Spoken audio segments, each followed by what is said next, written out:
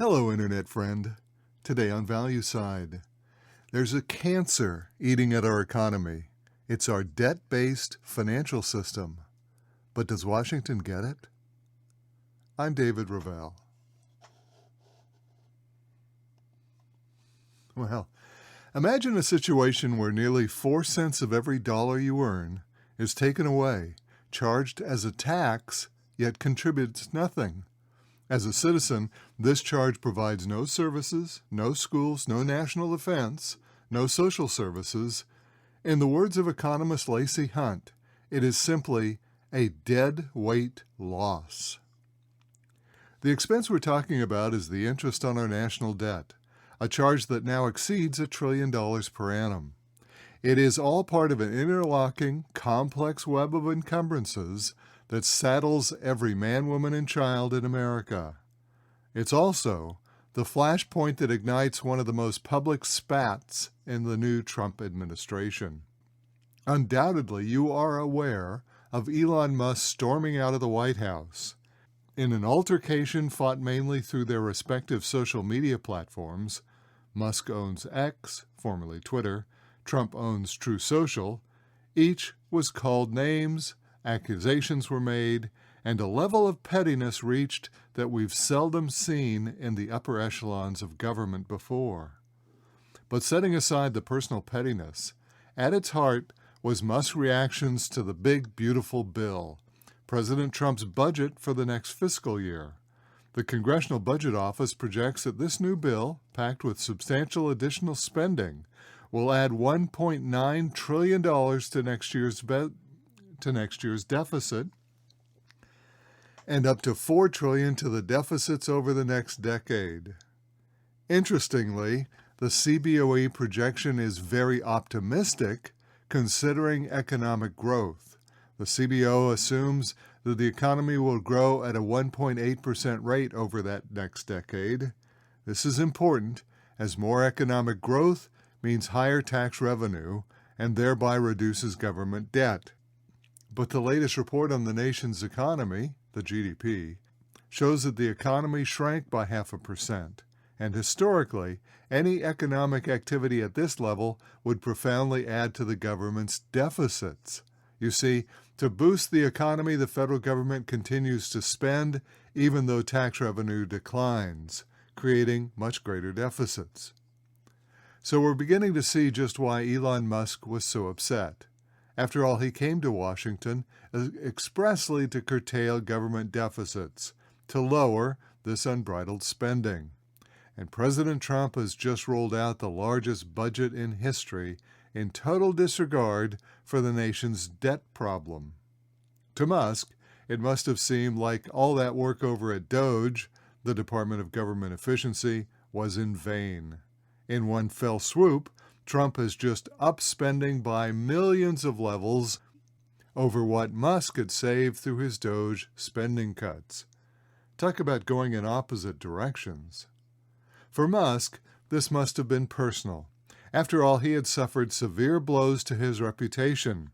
As the point man for laying off hundreds of federal employees, Musk has gained the animus of entire departments within the bureaucracy. What's more, political liberals felt that he had gone too far in reducing government spending, and he was now feeling their ire. Incidentally, many of those people were Tesla owners, and they were upset that the CEO of Tesla would do such a thing. None of this affected the president, who regaled all in the passage of his first significant piece of legislation. While the big, beautiful budget may have achieved much of Trump's objectives, enhanced defense spending, benefits for specific industries and businesses, the chief attribute will have little or no effect on future economic growth.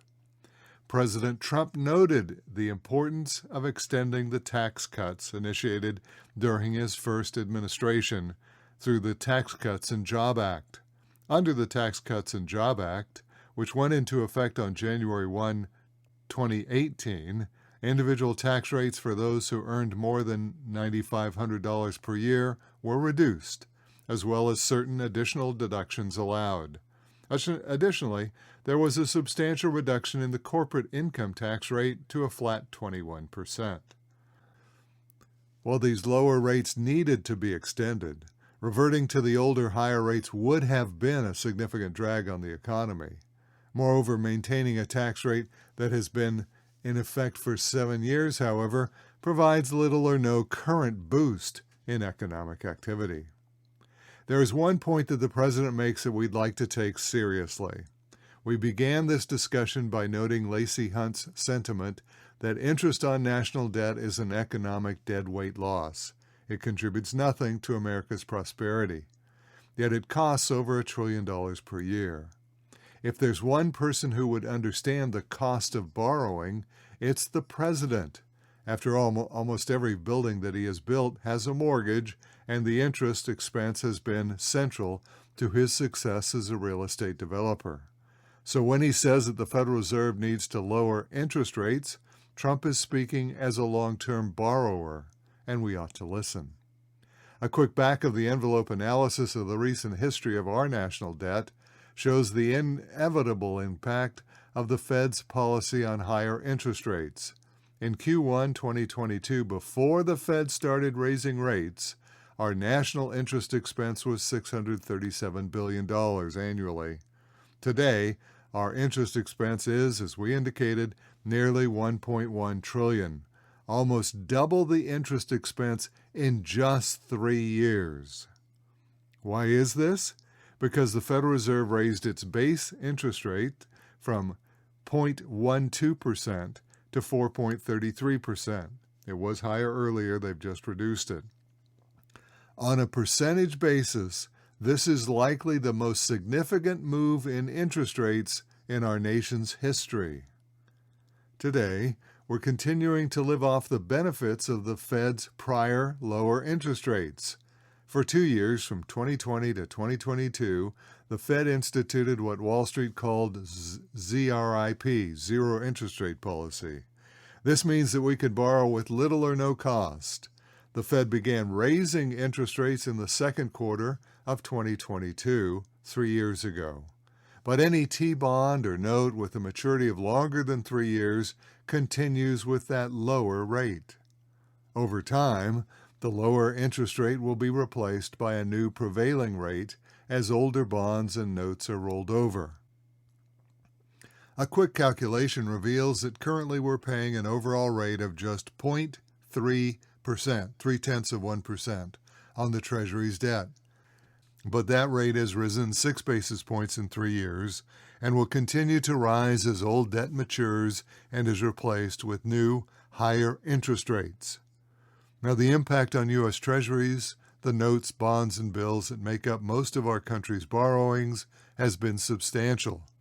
Had the Fed maintained rates at the Q1 2022 level, we would be saving roughly 1/3 of our current interest expense. Regrettably, the President has made his campaign for lower interest rates personal, aimed squarely at the Federal Reserve Chairman, Jerome Powell. It's unfortunate, because the argument for lower interest rates goes far beyond Chairman Powell. It goes to the very center of our nation's finances. Although everyone won't be pleased with lower rates, savers in particular, of whom I'm one, would not welcome decreases in income from their savings. But as a way to climb out of the financial hole we find ourselves in, it's worth looking at all the alternatives. With an overall benefit measured in hundreds of billions of dollars, we need to begin to look at unconventional methods, such as lowering interest rates, to reduce our country's financial burden. And that's today's Value Side. For all of our articles, references, and podcasts, visit valueside.com. I'm David Ravel. ValueSide is independently written and researched. The views expressed are strictly my own.